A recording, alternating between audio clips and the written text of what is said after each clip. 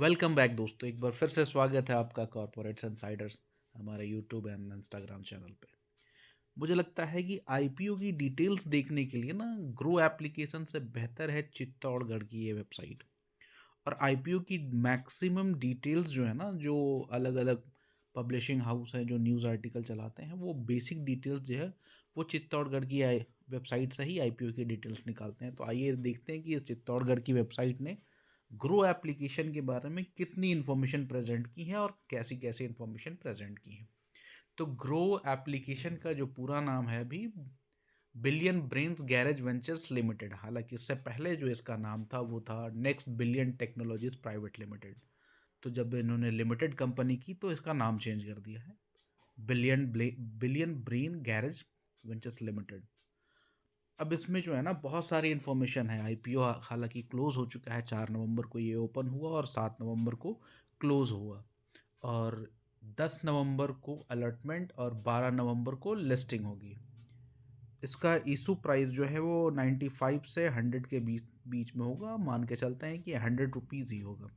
Lot size में है 150 share. इस तरह से 150 शेयर अगर लिस्ट होते लॉट में है तो आपको 15,000 रुपये एग्जैक्ट लग जाएंगे।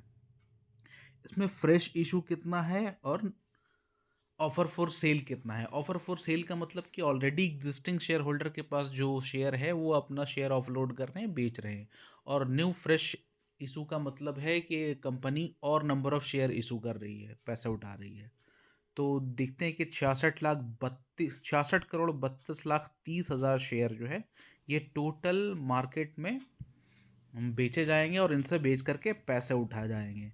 इनमें से फ्रेश इशू जो है 10,60,00,000 शेयर्स के हैं और ऑफर फॉर सेल है 55,72,00,000 शेयर्स के। प्राइस वही 100 रुपीज़ रहेंगे। इस तरह से कंपनी जो पैसे जुटाएगी वो है टोटल 6,632 करोड़ रुपए। हालांकि ये share pre issue and post issue के पास नंबर ऑफ शेयर जो है बहुत ज़्यादा है। 600 crore, 606 crore pre issue and post issue 617 crore. ये नंबर आपस में ही बहुत ज़्यादा है।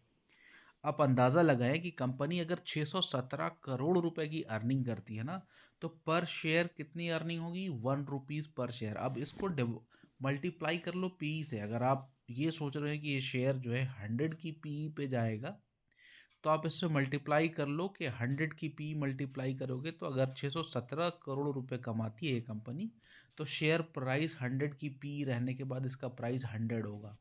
तो अभी के लिए मान के चलते हैं कि इसकी अर्निंग अगर 617 करोड़ है तो 100 का प्राइस फेयर वैल्यू है, ठीक है।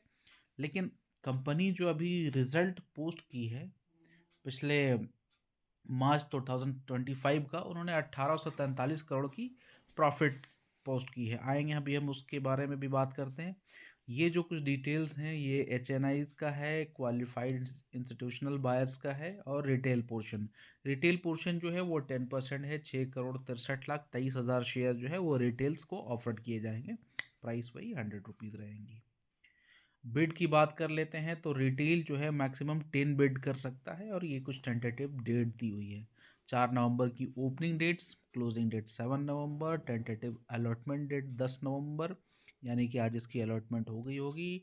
रिफंड 11 नवंबर और credit of shares 11 November, and listing जो है वो 12 नवंबर को होगी। इस तरह से अगर हम देखें शेयर्स की टोटल डिटेल्स जो है काफ़ी अच्छी प्रेजेंट की हुई है। कुछ फाइनेंशियल्स पर नज़र डालते हैं कि पिछले जून 2024 में ही इसकी टोटल रेवेन्यू 1,047 करोड़। मार्च 2025 में रेवेन्यू बढ़कर हो जाती है 4,061 करोड़। और वापस से इसकी जून 2025 में टोटल रेवेन्यू 948 करोड़, यानी कि ये फर्स्ट क्वार्टर में 948 करोड़ अज्यूम करते हैं कि मार्च 26 में ऑलमोस्ट 4,000 करोड़ की वापस से रेवेन्यू कर जाएगी। तो इस तरह से टोटल प्रॉफिट पे अगर नज़र डालें, प्रॉफिट आफ्टर टैक्स, तो एक साल में 1,824 करोड़ की प्रॉफिट, पर 3 महीने में ये जो 378 करोड़ की प्रॉफिट है, इस नंबर्स में कुछ डाउट मुझे लग रहे हैं। क्योंकि मार्च 2025 में नंबर जो है वो ठीक लेंस कार्ड की तरह कुछ इन्वेस्टमेंट इधर उधर किए गए होंगे, कुछ एफडी गए होंगे, कुछ शेयर्स तोड़ करके प्रॉफिट बुक करके यहाँ पे प्रॉफिट दिखाई गई है। क्योंकि कोर बिजनेस आप कंपेयर करेंगे एंजल वन से ना, तो एंजल वन से इनकी रेवेन्यू जो चार्ज करते हैं वो कुछ मामलों में कम है, उसके मुकाबले उसके रेवेन्यू से प्रॉफिट कंपैरिजन करें तो कुछ प्रॉफिट इसमें अदर इनकम शामिल है, बात करेंगे उस पे भी। पर इसकी अभी प्रॉफिट देखते हैं तो 378 करोड़ की आ रही है प्रॉफिट आफ्टर टैक्स जून में, और रिजर्व जो है 5,506 करोड़ का, यानी कि प्रॉफिट अब तक जो कंपनी कमा चुकी है over the period of time ये वो 5,506 करोड़ रुपए की है। कुछ की रेशियो पे नज़र डालेंगे कि कंपनी कैसा परफॉर्म कर रही है। तो सबसे पहले अर्निंग पर शेयर देखेंगे। प्री आईपीओ जो अर्निंग पर शेयर है वो 3 रुपये है, यानी कि 600 कितना 603 करोड़ के आसपास नंबर ऑफ शेयर थे ना, 603 करोड़। तो 603 करोड़ के आसपास नंबर थे, उसका अर्निंग पर शेयर देखें तो 3 रुपये 1 पैसे के आसपास है, और पोस्ट आईपीओ यानी आईपीओ आने के बाद वो डाइल्यूटेड अर्निंग पर शेयर जो है वो 2 रुपये 45 पैसे के आसपास हो जाएगी। और पी रेशियो यानी कि कितने मल्टीपल पे ये शेयर ट्रेड कर रहा है, तो 40 के मल्टीपल पे ये शेयर ट्रेड कर रहा है, यानी कि पोस्ट आईपीओ 40 के आसपास इसका पी हो जाएगा। तो आप अंदाज़ा लगा सकते हैं कि अगर शेयर को इस पी पे देख रहे हैं हम कि इस पी पे ट्रेड करेगा तो ऑलमोस्ट हम कह सकते हैं 116 117 के आसपास ये आईपीओ जा सकता है। तो उम्मीद करते हैं कि ये शेयर आपको कम से कम 16% का रिटर्न एटलीस्ट दे सके। बाकी की इन्फॉर्मेशन जानने के लिए हम एक बार ग्रो एप्लीकेशन में आते हैं। ग्रो एप्लीकेशन क्या क्या प्रेजेंट किया है अपने ही आईपीओ के बारे में। तो ये बेसिक डिटेल्स है, इसकी ओपनिंग कब हो रही, लिस्टिंग कब होगी, उसके बाद इसकी फाइनेंशियल पे नज़र डालें तो फाइनेंशियल्स में नेट एसेट जो है 10,000 करोड़ के हैं, और टोटल मार्केट कैपिटलाइजेशन है वो 62,000 करोड़ के आसपास की आ रही है। लिस्टिंग के बाद इसकी वैल्यूएशन क्या होती है वो देखने वाली बात होगी। पर इन्होंने अब तक जो कॉन्स अपने वेबसाइट पर डाले हैं, उन्होंने ये डाला हुआ है कि इनकी 84% जो रेवेन्यू आ रही है वो आ रही है इनकी ब्रोकिंग सर्विस से।